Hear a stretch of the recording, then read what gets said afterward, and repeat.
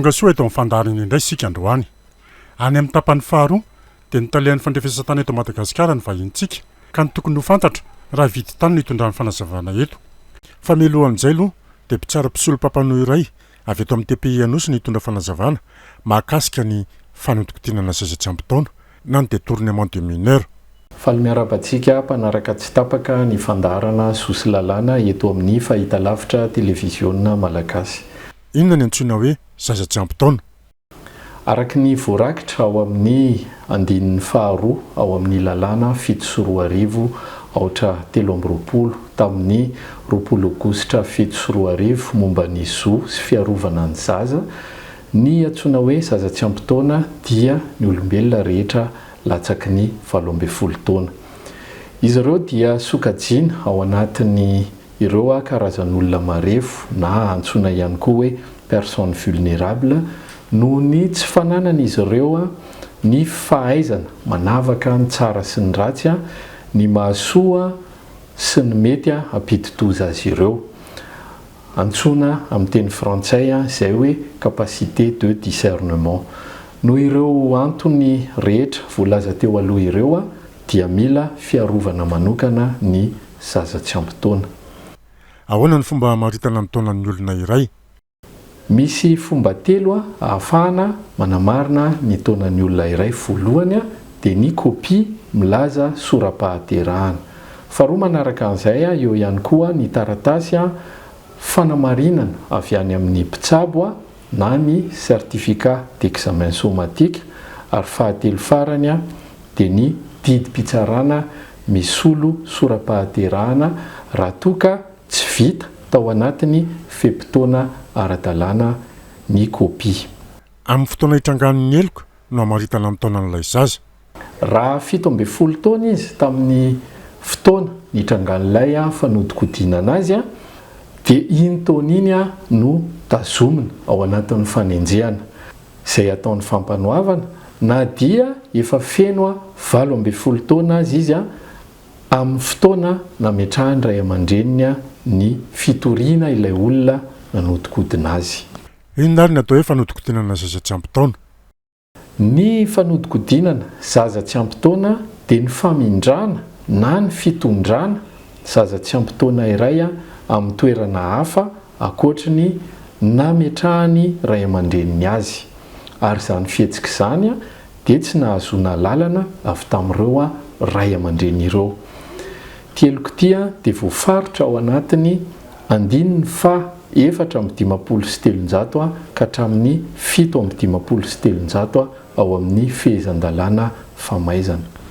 Marihana fa tsy milaza ireo andinin-dalàna izay nitonontsika teo ireo ny amin'ny fiarahana na tsy teo amin'ilay mpanodikodina sy ilay niarambona, na dia matetika aza izay mitranga hitantsika eny amin'ny fiarahamonina eny.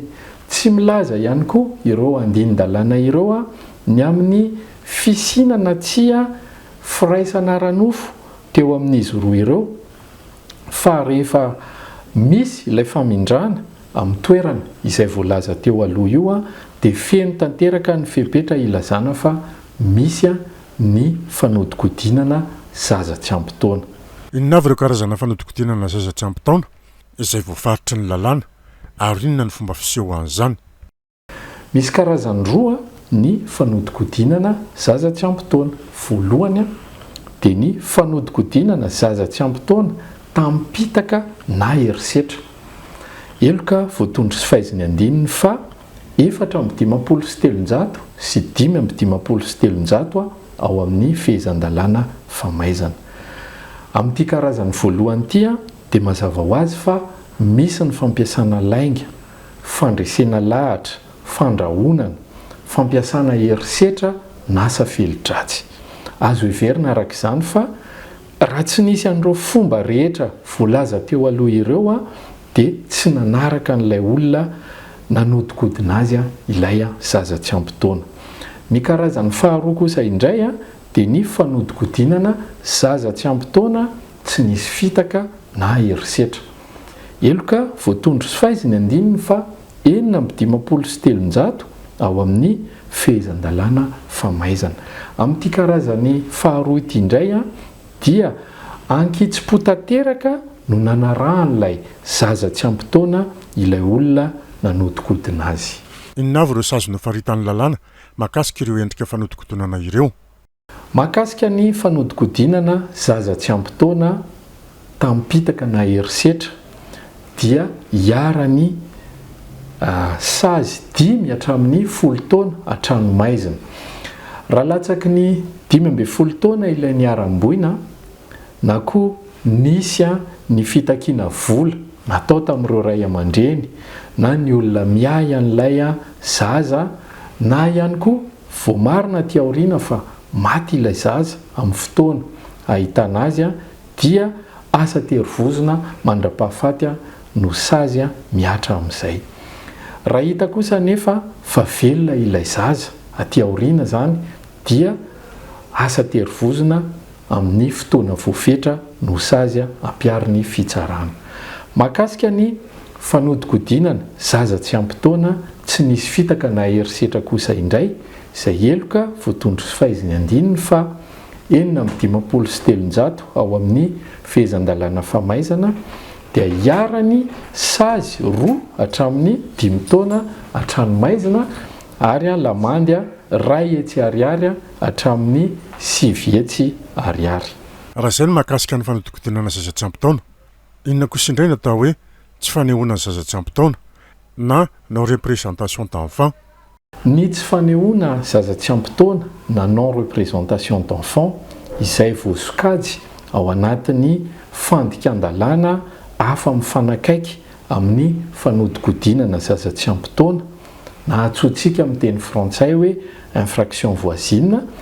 Amin'ity karazana fandikan-dalàna manaraka ity indray dia tsy maintsy misy didim-pitsarana mandidy vonjy maika na raikitra ny olona hitaiza ilay zaza tsy ampy-taona iray. Mety ho ny rainy, mety ho ny reniny, mety olona hafa akoatrin'ny ray na ny reny, mety olona ao anatin'ny ankonana na fianakaviana, mety olona ihany koa ivelan'izany ankonana na fianakaviana izany. Eto izany ny mpanao fandikan-dalàna dia minimanao izay fomba rehetra tsy ahatongavan'ilay zaza eo ambany fiahin'ilay olona voatendry hitaiza azy io arak'ilay didim-pitsarana no lazaintsika teo aloha. Ny tsy fanehoana zaza tsy ampy-taona dia eloka voatondro sy fahaiziny andininy fa 727 ao amin'ny fehezan-dalàna famaizana. Mety hiarany famonjana 2 volana hatramin'ny 2 taona izany fandikan-dalàna izany miampy lamandy 2 hetsy ariary hatramin'ny 4 hetsy sy 5 tapitrisa ariary. Tsara ny manamarika fa mety ho lasa 3 taona an-tranomaizina izany sazy izany raha toa ka efa very ny fahefana maharay ny olona nanao fandikan-dalàna. Ary izany fahaverezany fahefana maharay izany dia voamarina amin'ny alalan'ny didim-pitsarana izay tonga raikitra. Inona fepetra raisin'ny fitsarana momba ny zaza tsy ampy-taona mitsoaka ny tranon'ny ray aman-dreniny? Ny zaza tsy ampy-taona nitsoaka ny tranon'ny ray aman-dreniny dia fantatra antsika amin'ny teny frantsay hoe fugue. Izay ny ahafantarantsika azy eny amin'ny fiarahamonina rehetra eny. Heverina arak'izany fa toy ny zaza tandindomindoza izy ireny na antsointsika amin'ny teny frantsay hoe enfant en danger. Ka noho izany dia mila andraisana fepetra mba hamerenana azy ireny any amin'ny lalana tokony izorany, izany hoe any amin'ny fianakaviany na any amin'izay tokony hitaiza azy. Amin'izay fepetra izay ary dia mandefa taratasy fitakiana fepetra ara-panabeazana na mesure d'assistance éducative any amin'ny mpitsara misahana ny zaza tsy ampy-taona ny fampanoavana. Ka ity farany no manapa-kevitra amin'izay hitany fa mifanaraka amin'ny zava-misy momba n'ilay zaza. Izany rehetra izany anefa dia taterahana ao arin'ny fanadiadiana ataon'ny mpiasa ara-tsosialy. Parany dia tsara ny manamarika fa sokajiana ho piraitsy kombakomba amin'ny mpanao fanodikodinana zaza tsy ampy-taona ireo rehetra nampiatrano na nanome toerana hipetrahan'ilay zaza nitsoaka ny tranony ray aman-dreny voalaza teo aloha io ka arak'izany dia hiara-ny sazy mifandraika amin'izany firaisana tsy kombakomba amin'ny fanodikodinana zaza tsy ampy-taona izany.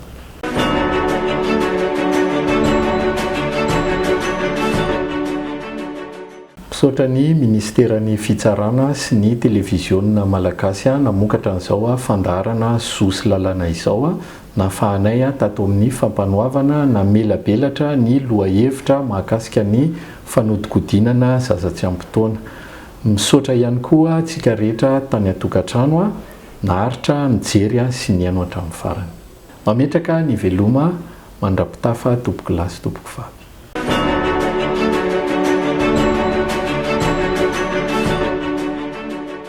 Ny talian'ny fandrefesatany eto Madagasikara no hitondra fanazavana ny tokony ho fantatra raha hividy tany iray mba tsy ho very vola. Valmiaraba ny vahoaka malagasy izay mijery ny televiziona malagasy amin'izao fandaharana zosy lalàna izao. Ahoana ny ahafantarana fa azo vidiana ny tany iray? Raha ny lalàna eto amintsika dia mametraka prinsipa mazava tsara aloha fa tokony ho tompon'ny tany no mivarotra ny tany.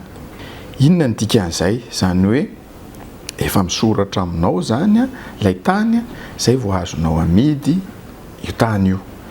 Ahoana izany hoe vita soratra aminao ny tany iray?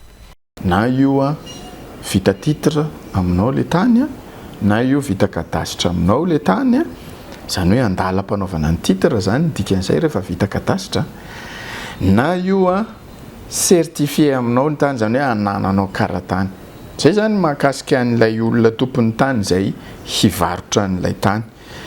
Misy fitsipika telo tsy maintsy fantarina raha hividy tany. Misoratra amin'iza ny tany, iza ilay olona mivarotra io dia aiza ilay misy ny tany. Ireo telo ireo zany tena tokony ho fantarina. Ny voalohany indrindra dia hoe misoratra amin'iza ny tany. Ho jerevantsika aloha hoe tany titré amin'ilay mpivarotra zany ilay tany. Na hoe titré amina olona zany ilay tany, amin'ny olon-tsotra. Dikan'izay manana certificat de situation juridique io tany io. Vita titre io, vita borne io tany io. Raha ohatra ka mbola tsy mampiseho an'izay ilay mpivarotra dia takitsika zay hoe aiza ny certificat d'immatriculation de situation juridique an'io tany io. Io moa le lazaintsika hoe juridique. Aiza ny juridique? Dia rehefa mijery an'ilay juridique atsika, minimum na zavatra tokony fantatsika dia ny hoe juridique tamin'ny vina. Tokony aloha mba eo amin'ny 3 volana eo na 2 volana na vao 2 volana ilay juridique. Satria raha vao namidy le olona io tany io ka mandeha makany amin'ny domaine izy manao mutation dia efa miova sahady ny ary amin'ny juridique. Ka raha ohatra ka juridique tamin'ny herintaona na tany amin'ny 2 taona no asehon'ilay mpivarotra anao dia mba mailomailo kely fa aleo juridique mba tsy mihoatra ny 3 volana zany no jerevana. Dia rehefa mamaky an'ilay certificat de situation juridique isika dia misy soratra ary ambony ary hoe délivré à la demande de. Ilay mpangataka an'ilay juridique tany amin'ny service de domaine no misoratra eo fa tsy ilay tompon'ny tany. Zay no manaraka eo hoe délivré à la demande de dia ilay olona nangataka anazy zay. Fa jerevana tsara ilay izy hoe tany ny voasoratra ao anatin'io juridique io manaraka an'izay niteneniko teo zay dia ny fehezanteny manaraka dia hoe ny tany izay mitondra ny anarana hoe dia lazaina eo ny anaran'ilay tany, ny mitondra ny laharana titre dia lazaina eo ny numéro de titre, appartient à dia lazaina eo amin'izay le tena tompony zany ara-dalàna.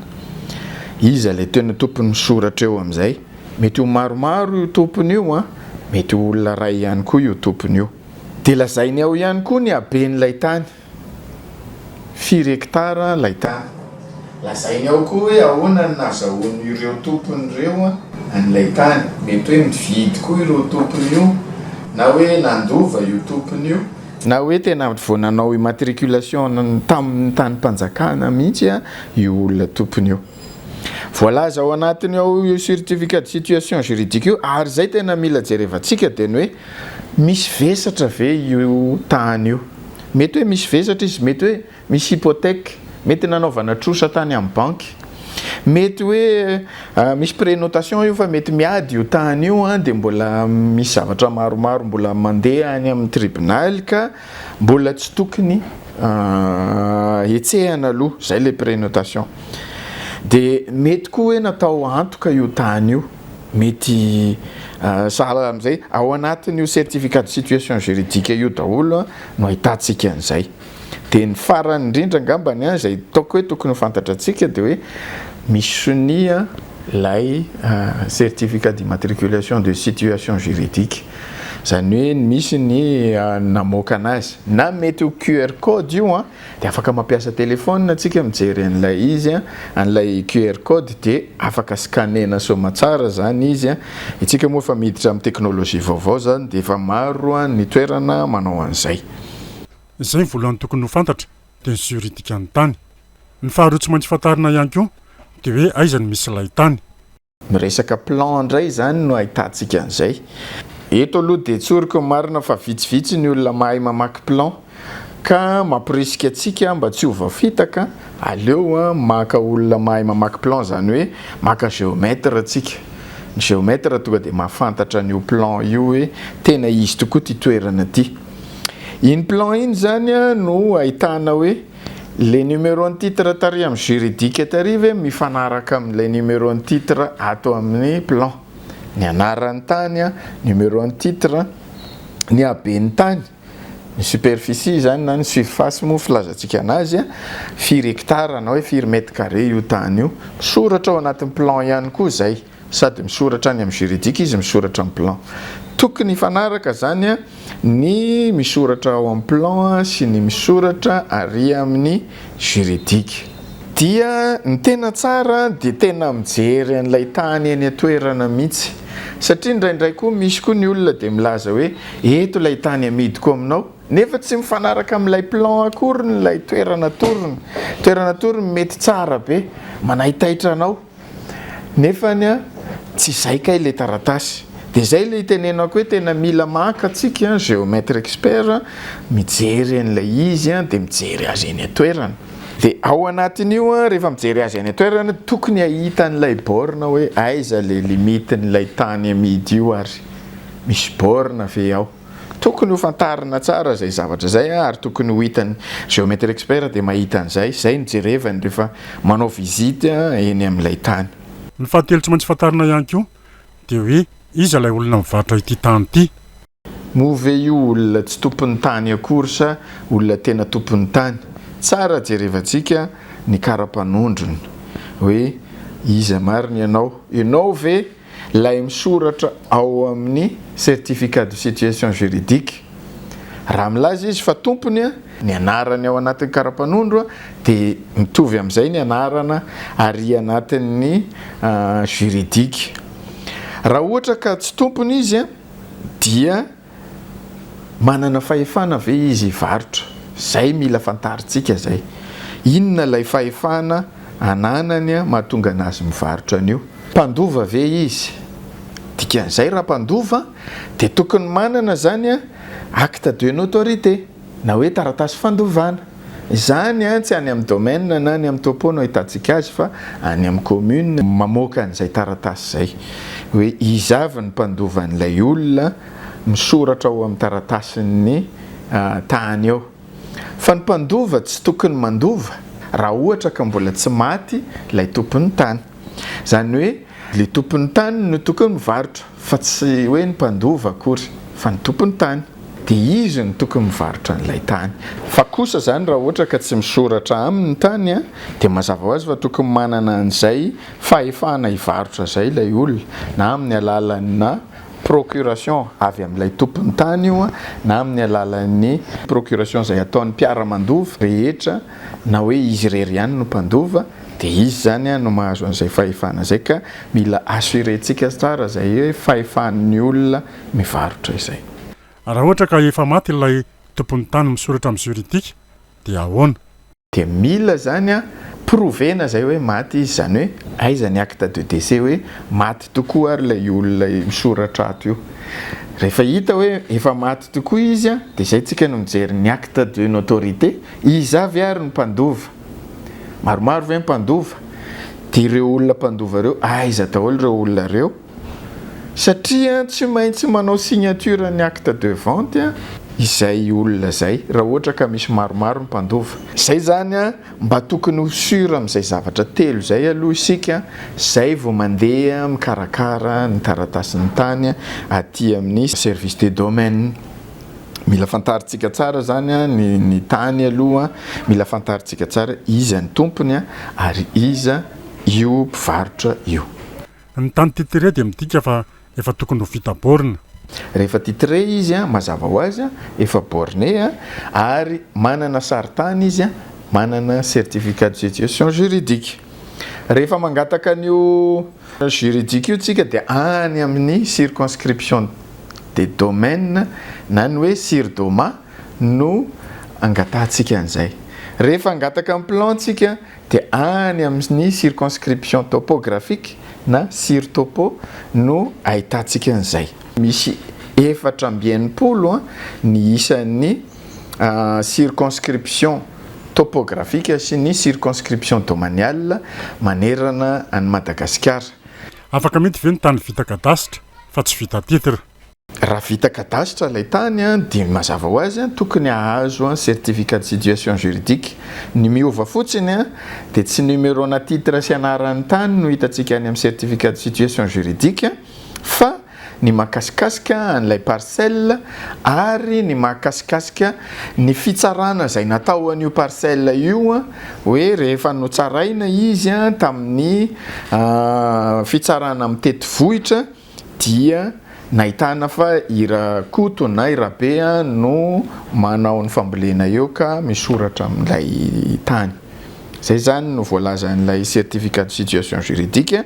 Ary ny plan izay mivoaka dia plan cadastré ihany koa dia ahitantsika parcelle maromaro ka ny alalana azy fa ara-dalàna io plan io dia plan avoakan'ny circonscription topographique ihany koa ary misoratra ao ny numéro nangatahana azy, ny daty nangatahana anazy hita ao anatin'ilay plan ao ary soniavin'ny tompona andraikitra eny amin'ny circonscription topographique izay plan izay. Mitovy amin'ilay juridique ihany koa soniavin'ny tompona andraikitra ao amin'ny circonscription domaniale ilay juridique. Zany hoe mitovitovy ilay principe zany raha titré sy cadastré ilay tany. Ny tany vita karatany ve afaka amidy? Fantatsika tsara fa ny certificat foncier na ny karatany dia ny eny amin'ny commune no mamoaka azy. Ary matoa zany certifié amin'ny olona anankiray ilay tany dia efa nisy procédure maromaro natao teny amin'ny commune ary navoakan'ny commune zany soniavin'ny maire izay karatany izay. Dia iny karatany iny zany no entin'ilay mpivarotra ary jerevantsika ao anatin'ilay certificat foncier na hoe karatany iny fa misoratra ao anatin'iny certificat foncier iny ny anaran'ilay olona tompon'ilay tany ary hita ao ambadika ao ny sarin'ilay tany sy ny haben'ilay tany. Zay zany no hitantsika ao anatin'io certificat foncier io mitovitovy amin'ilay principe ny titre teo fa ny titre juridique sy ny plan. Fa any amin'ny commune zany izy any amin'ny karatany dia hita ao amin'ny taratasy anankiray ao ny plan sy ny juridique. Ilay principe telo izay niteneniko antsika teo ny hoe iza no misoratra amin'ilay tany, aiza ho aiza misy an'ilay tany ary iza ilay mivarotra. Io zany dia tazomintsika foana na ilay tany vita titre na ilay tany vita kadastra na ilay tany vita karatany dia tazomintsika ihany izay zavatra anankitelo izay.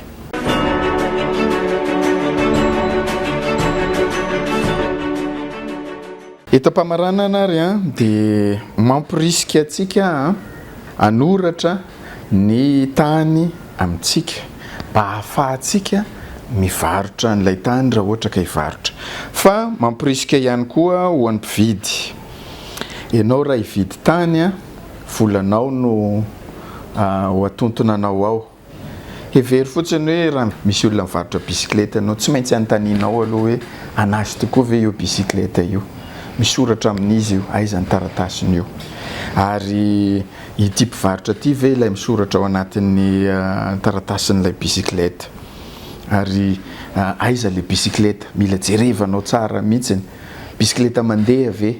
Sa sao dia ty bisikileta misy vesatra, sao dia efa natao antoka tany amin'olona tany, sao dia efa namidiny tany amin'olona hafa koa.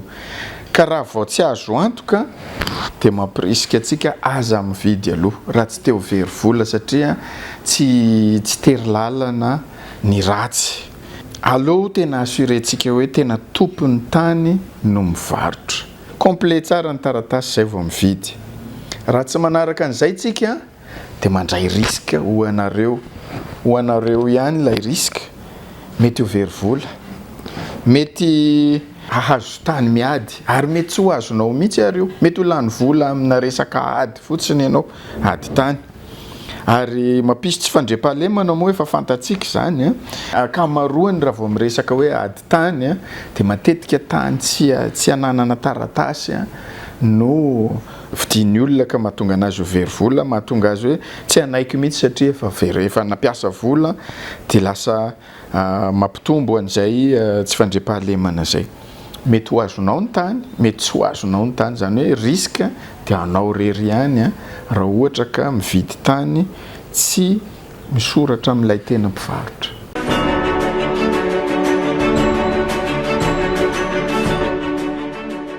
Efa miezaka ny ministera manao izay fanamorana ny fomba fahazahoana ny tany izay amin'ny alalan'ny fanaovana ny titre FAOB ODOC na amin'ny alalan'ny fanaovana karatany FAOB na hoe OCFM. Dia mba miezaka tsika miditra amin'ireny anoratana ny tanyntsika tsirairay avy. Ka dia amin'ny fandaharantsika manaraka tsika hiditra lalindalina kokoa amin'ny taratasy rehetra izay ilaina raha ohatra ka hikarakara an'izay mutation izay tsika na hoe andeha hikarakara ny fanaovana saritany dia resantsika manaraka izay. Fa amin'ny androany aloha dia mametraka veloma mandra-piaona isotaka trano, veloma tompoko.